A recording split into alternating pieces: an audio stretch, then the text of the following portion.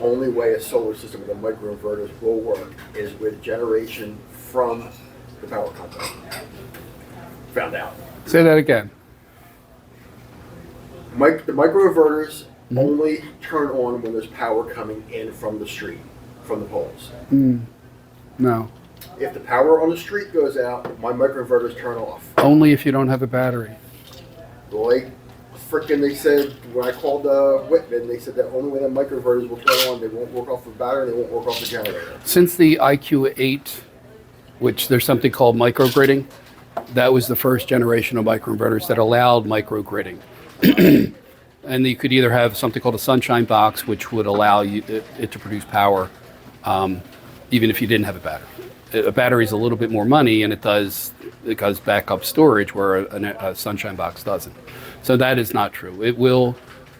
There's a transfer switch, just like a generator. It'll disconnect from the grid, and then your solar will be able to run whatever it can run while it's sunny out. Any excess will charge the battery. When it's not sunny out, the battery would discharge. Okay. Yeah, that's not the case. So if I lose power and I have a battery, my solar will turn. Yes. Stay running. As long as it's sunny out, yes. It's got to be on the right side of the ATS. I think that's why they told you that. You don't want back feet. Right, that's what the transfer switch does. It disconnects from the grid. That's me. $20. So what happens with that, Steve? So it sounds like you have a little knowledge of solar?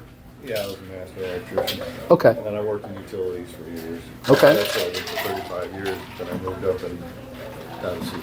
Okay, so what I'm saying makes sense to you? Yeah. Okay. So yeah, the battery is going to be a little bit, not everyone's going to qualify for the battery. When they rolled it out in Texas already, and it's going to be in New Jersey probably sometime later this year.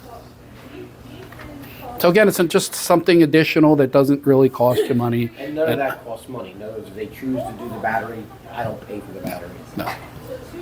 It's probably going to be a lease. And again, what's in it for the company is in addition to be able to buy energy Are you cheap, in store it. Michigan? Is the company in Michigan? I do not believe so, no. Tennessee? I have a list. It's not on the top of my head that I can find out for you. And probably what's going to happen is if you agree to do the battery, it's probably going to be a lease. And again, what's in it for the company is that you're going to be basically committing to using us as your generation supplier. And again, all that's fine as long as it's beneficial to me. And you can clearly see what's in it for the energy company.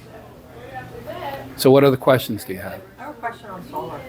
When the snow falls off the solar panels and it kills somebody, is it our responsibility or the solar company's responsibility? I think that would be just like a homeowner's claim. Did it ricochet off the roof first, or did it go straight? Oh, it came straight down, and let me tell you, we heard it in the house to the point where we had Really? to find Wow. out where it came from because we thought maybe the base had a bomb, testing or whatever. The goats did it. And it happened twice. And if anybody was under it, they would have been. You can install something called snowbirds that will break up the different Yeah. sheets, so it'll be smaller, but It was. it has to be a pretty significant snowstorm for it we had to cover. noise. Yeah, I think that's what it was. See, Charles. Because It was like No worries. Sunday night or Monday morning. It was just loud. I was like, ooh. And then when we walked out the garage door and we saw everything laying there, I'm like, that would have been painful if you weren't